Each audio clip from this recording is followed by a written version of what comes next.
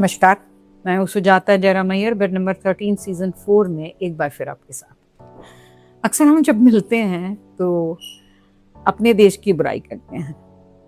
हमारे देश में सड़कें साफ नहीं हैं तो बारिश के दिनों में नालियां भर जाती हैं, गवर्नमेंट अच्छा काम नहीं करती है, हमारे पॉलिटिशियंस करप्ट हैं, गवर्नमेंट का कोई भी काम बिना रिश्वत के नहीं होता है, आदि आदि आदि। अगर सच पूछें तो मुझे लगता है कि हमारे देश में जो आज़ादी हमें मिलती है, जो सुख हमें मिलता है, वो कहीं भी नहीं मिलता।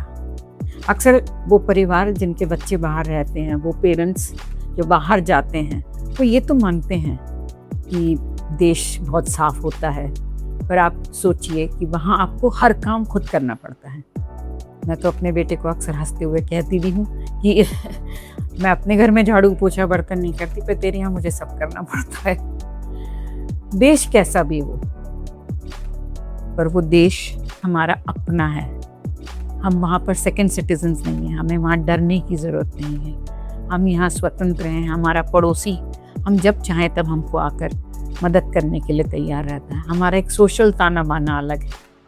इसी को लेकर आज की एक कहानी। वो बहुत दिनों से विदेश में रहते थे, बच्चे भी अमूमन वहीं बड़े हुए थे उनके, और अब धीरे धीरे बच्चे विदेशी रंग में रंग रहे थे। भारतीय मानसिकता तो नहीं बदली थी, पर बच्चे अब टोटली अमेरिकन होते जा रहे थे और उनसे वो सहन नहीं हो रहा था। The night outs, the club, the physicality, जो शारीरिक जिसको कहना चाहिए आकर्षण बच्चों का, अब उन दोनों से सहन नहीं हो रहा था और वो चाहते थे कि अब वो बच्चों को लेकर वापस अपने देश में आ जाए। बच्चे टीनेज थे, नेचुरली वो अपना परिवेश छोड़ना नहीं चाहते थे। उनके अपने वहाँ दोस्त बन गए थे और वो वहीं रहना चाहते थे, पर उस संस्कृति से कहीं इस परिवार को, इन हस्बैंड वाइफ को रास नहीं आ रहा था और उन्होंने बच्चों की 12-13 साल की इस उम्र में वापस इंडिया आने की सोची। माँ बाप बहुत खुश थे, बड़ा अच्छा घर लिया, बच्चे भी शुरू में बड़े खुश रहे। We don't have to do anything here माँ, अक्सर बच्चे कहते हुए पाए जाते। We don't have to do dish washing, neither we have to do dusting here. पर शुरू में वेदर रास नहीं आया, बच्चों को कभी खांसी हो जाती, कभी कुछ हो जाता। माँ बड़े शो ऑफ से बोलती, उनको यहाँ का पानी रास नहीं आ रहा, तो घर में बिस्लरी मंगाई जाती। माँ भी बड़ी खुश थी, हर काम के लिए कोई ना कोई मिल गया था। पति ऑफिस में बिजी थे, थोड़े से एक्सेंट से बात करते थे तो हमारे भारतीय लोग भी उनसे बड़ा अच्छे से व्यवहार करते थे कि अरे भैया NRI है। कुछ सब कुछ ठीक ही चल रहा था ऊपरी तौर पर। रिश्तेदारों का भी फिर से आना जाना शुरू हो चुका था, पर बच्चे समझ नहीं पा रहे थे। उनको इस परिवेश में ढालने में बड़ा मुश्किल हो रहा था। बच्चे अब बड़े हो रहे थे, उन्होंने अब इंडिपेंडेंटली आने जाने के लिए अपने लिए एक व्हीकल की डिमांड करी है। दोनों बच्चों को 2 2-व्हीलर लेके दे दी गई।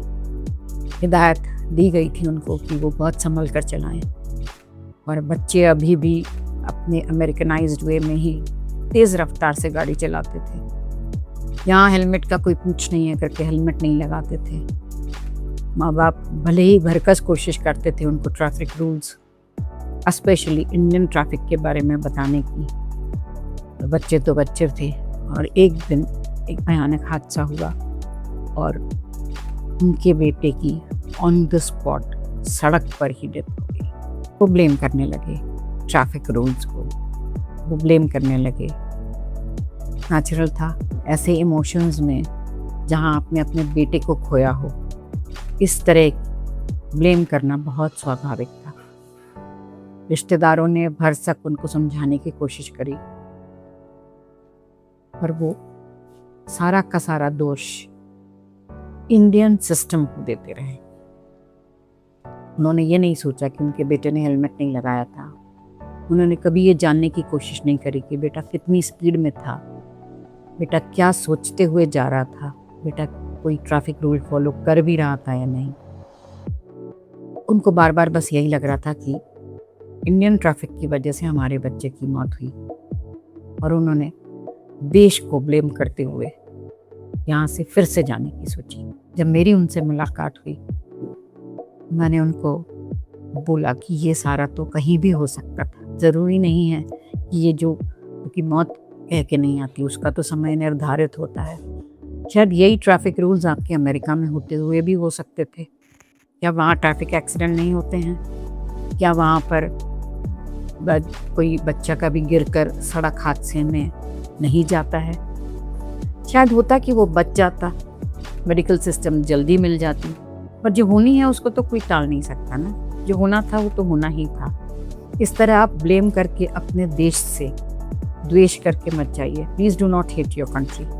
आप इस वातावरण से बाहर जाना चाहते हैं, आप ज़रूर जाइए, पर याद रखिए कि ये आपका देश है। यहाँ आपको ढाढ़स बनाने वाले, यहाँ आपको सपोर्टिंग सिस्टम बहुत अच्छा है। पर उन्होंने मेरी नहीं मानी।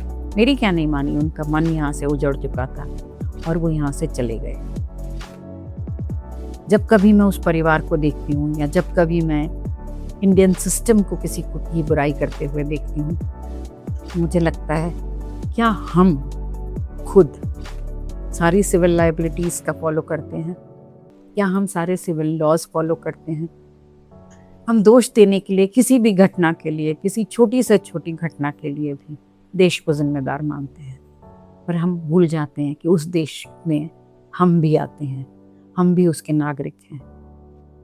किसी भी घटना के लिए किसी मिनिस्टर को या किसी गवर्नमेंट को या किसी डिस्ट्रिक्ट को, किसी कलेक्टर को, किसी को भी दोष देना, जिसे हम कहते हैं कैपिंग करना, बड़ा आसान है। कभी खुद के अंदर हम झांक के देखते हैं तो हम पाते हैं हम भी जिम्मेदार हैं। आप क्या सोचते हैं इस बारे में? मुझे ज़रूर बताइएगा। तब तक के लिए नमस्कार।